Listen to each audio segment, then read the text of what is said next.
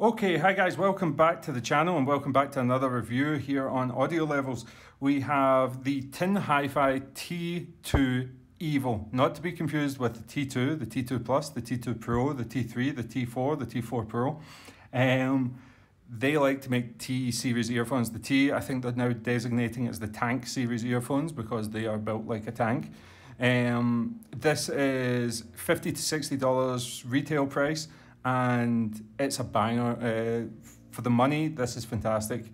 We'll get into that in a second. First of all, if you're new to the channel, welcome, and yeah, let's explain like what we do here. What we do all sorts of chi-fi, regular earphones, regular audio products, DAPs, DACs, all that good stuff. We review them, but we also do comparisons. So if you're subscribed to the channel and you want to see a comparison, you want to see a direct head-to-head between 1 and 2, for example, or you want to see a direct head-to-head between these two, anything you've seen on the channel, if you're subscribed to the channel, you have the right to go down, leave a comment down below and say, I want to see this headphone versus this headphone directly. This is the Aria. We'll talk a little bit about it, but if you want a full video, just request it. The other thing that subscribers get is automatic entry into every giveaway that we do. So if you're subscribed to the channel, we're doing a giveaway, you're going to get a set of earphones or a voucher or something like that is usually what I'm going to give away.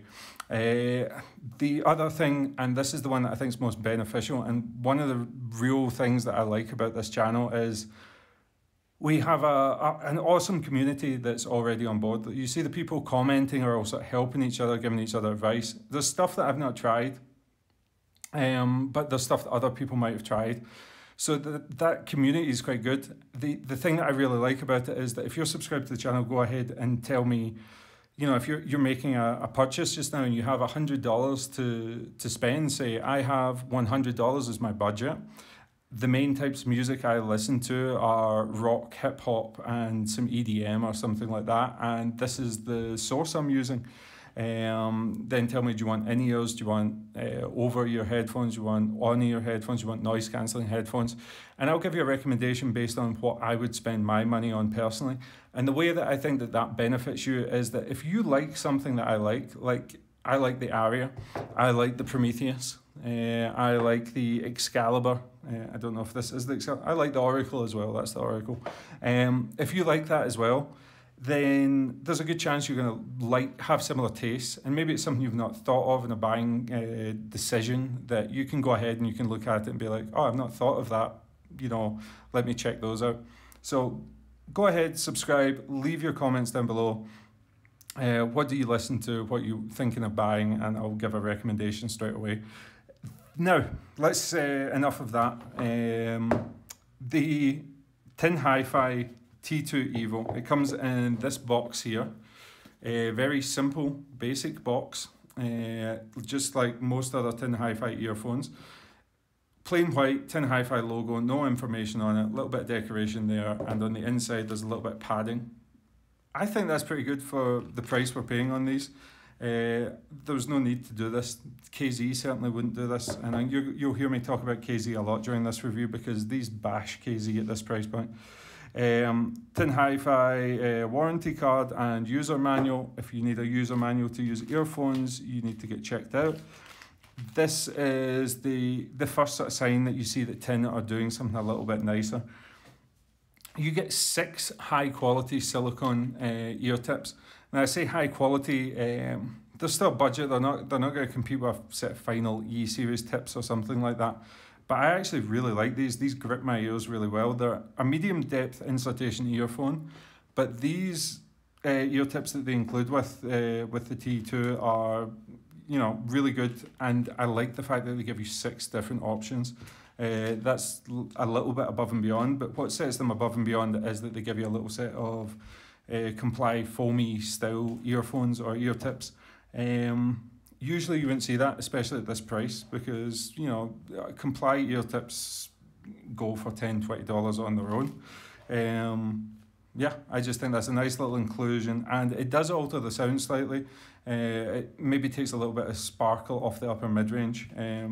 If you like that, I actually prefer them with the silicone on, but if you like that, then these are a good way of taming that upper mid-range. Now, When I saw these earphones for the first time, I saw them sitting inside this little plastic bag. And I was like, oh no, this is a KZ job. This is a KZ cable. And Tin Hi-Fi are traditionally really, really good with their cables. And at first I was like, I recognise this sort of tinsely looking thing. When I pulled it out, I was like, oh no, this is still a budget earphone cable, but it's actually really nice. It's lightweight, so fans of lightweight headphones. I know not everybody likes the big chunky cables that I use. That's the Earphone cable that I really like. I know not everybody likes that. So in terms of a lighter weight cable, this is really nice. It's quite resistant to tangling. It doesn't retain a lot of memory. It's getting softer and softer the more I use it. It's actually a twist. It looks like a braid pattern here, but then you untwist it and it's actually 4 strands of 2-strand wires. So there's actually 8 cores in there, and then after the splitter it splits into 4 cores, 2 strands, if you can see it there. And I just thought it was really nice. It's really well made. And just to illustrate a point, I'll wrap this up. This is the Campfire Audio Smoky Litz cable. This goes for about $150, $200, I think. Maybe $100 now, I don't know. Maybe they're lowering the price on it. I've complained about this cable non-stop. They sell this separate for over $100. This comes on a set of $50, $60 earphones. This cable's better for me. It performs better, it tangles less, it doesn't hold memory. I just think that all in as a total package is something we're going to talk about. And in that regard, this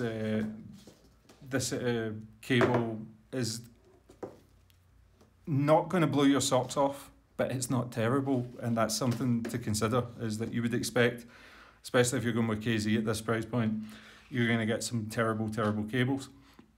Now, if we take a little bit of a closer look, we get a 3.5mm headphone jack there, and you have some knurling to grab onto. Coming up, you have the strain relief, which is always nice to protect the cable at the termination point. As I say, it's that 8-strand wrap on it. It has a Tin Hi-Fi logoed cable wrap. It has another strain relief at the splitter point, which is excellent, and then the splitter is metal, again excellent, and they've not even missed out, and they've given you a cable cinch, something KZ fails to do yet again. Coming up to the earphones is where you're going to see something that kind of shocked me a little bit. This is a Mmcx connector. Mmcx connectors are not very common at this price point. A lot of earphones just tendency to go for 2-pin due to OEM manufacturing and stuff. If you watch the channel, you know that I'm a fan of Mmcx. Mmcx is by no means perfect. I'm not saying that. I've never said that. I think there's problems with the connectors either way. My preference is to go for Mmcx because I have had issues in the past with corrosion on 2-pin connectors. If I bring in a 2-pin earphone, The Audio Legacy 2. So this headphone is almost double the price. And if I bring in, if I have a cable that is a 2-pin connector cable, here we go. Okay, so here's a 2-pin connector cable and a 2-pin headphone. When I put that in, you're going to see there, that's pushed in all the way.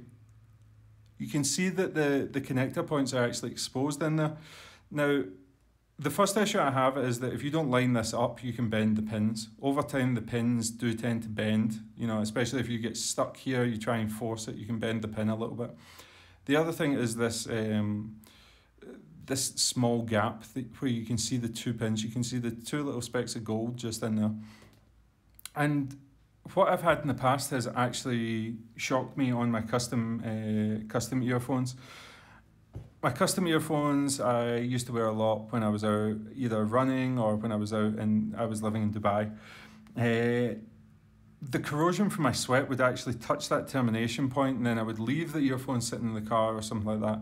And I found, because I had a clear set of resin shell custom monitors, I could see the corrosion, the green corrosion line going down the inside of the copper on the earphones. And I just think like something like QDC, which has the hooded connector, or even like a recess, which you have on the Aria, that kind of solves that issue. It's not too much effort, and I far prefer it over a flush mounted 2-pin connector. Anyway, so that was the reason why I ended up going originally for MMCX a lot. And as I say, you don't see MMCX very often at this price point. $50–60, MMCX, metal body, good cable, metal jack point with good knurling. This is starting to look really, really promising. Let me go ahead and pop off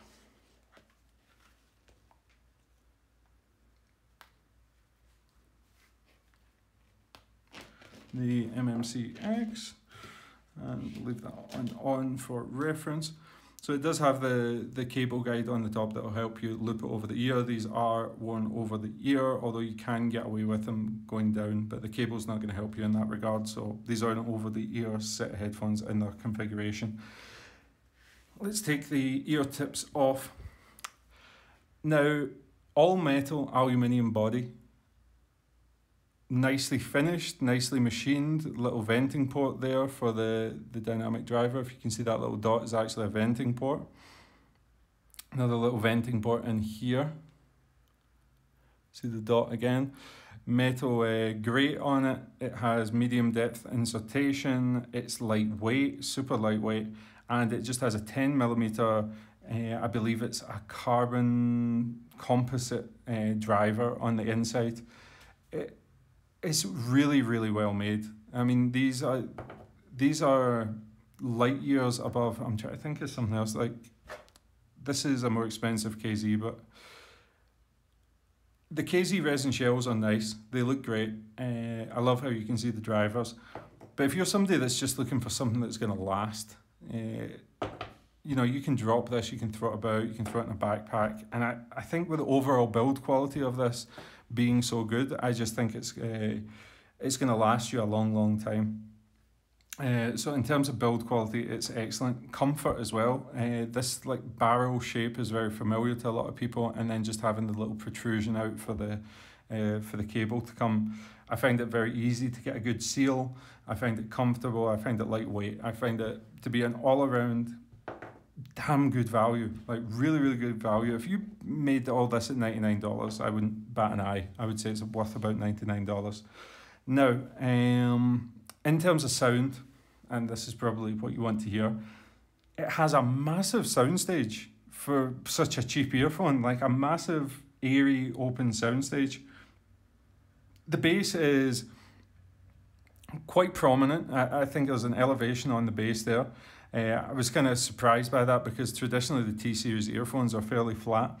This one has a little bit more boosted sub-bass, and the mid-bass isn't great quality, but it's good enough, and it's what you would expect at this price point. The thing is that it provides good bass slam. So I was listening to, let's go to library. I was listening to 2 Feet Quick Musical Doodles, and that was the sub-bass response at the start was just enough. It's not overly done, it's not overly boomy.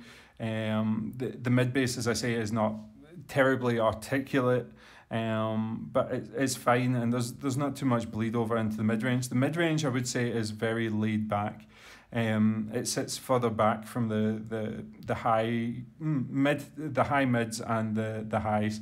The mid-range and the lower mids is definitely recessed back, which means that yes, for female vocals sounds really, really good. Male vocals sound just a little bit distant. Guitars, like electric guitar and stuff like that, with the higher notes, they sound excellent. Like they're quite a speedy set of earphones in that regard, and they're quite open.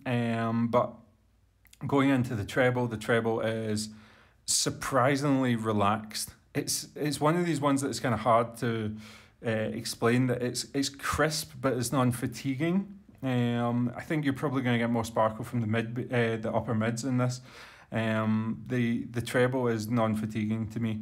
I found it very, very easy. I found it very easy earphone to drive with source-wise. It was fine out a phone. It was 32 ohms or something like that, so I didn't have any problem at sort of 60-70% volume. I just thought it's not going to blow your mind.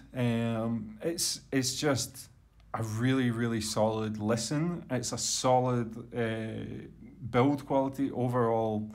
I'm struggling to think what you can get better for around $50. I know there was some guy's headphone, I can't remember what it was. Was it a Triptone or something? I can't remember. There was another headphone that's doing the Melly that I'm getting a set of. I think that's round about this price. So people are talking about that, and a lot of people have been asking questions about that one. So I'll check that one out as well. But as it stands right now, having not tested that one that everybody's raving about just now, this is... I'm finding it hard to think because I just really don't like KZ earphones in general. I just don't like the cable. I don't like the a lot of their stuff is junk to me. Yes, they have some very, very good earphones that hit above their price point, but I do prefer tin, and I have preferred tin recently, and yeah, this is a really, really good one. Now, in terms of what happens if you step up a little bit, like where is the limitation on this? Because had you said a few years ago, you know, this is $80-90, I'd be like, yeah, of course, $80-90, no problem. Now, this year, we've had the Moondrop Aria. Moondrop Aria are I think they're $70-80. Let's call it $80. 89, maybe I'm creeping up there. I can't remember because I'm thinking of the Prometheus as well. These two are both above this. These both have the build quality. This one looks better. It's got better overall accessories. This one is about there on build quality, but these look absolutely stunning, the Prometheus. I'll go in, I'll maybe do a full video review of seeing like what you get when you jump that extra few dollars. But definitely if $50 your max right now, this is something to seriously consider. I love an earphone that's well made. I love an earphone that has attention to detail and delivers those little extra things. And I think the sound is adequate. It really is. Like, again, tin do some good stuff, and yeah, this is it. So rambling at the end there. Anyway, if you like that, if you've got these, please leave a comment. If you're thinking about these or something else, you want a recommendation, leave me a comment down below. I'll get back to you as soon as possible. And I will see you on the next review, which is going to be the Nicehick Top Guy. So subscribe when you want to see that one go live. Look at this cable. Jeez. Okay, catch you in the next one.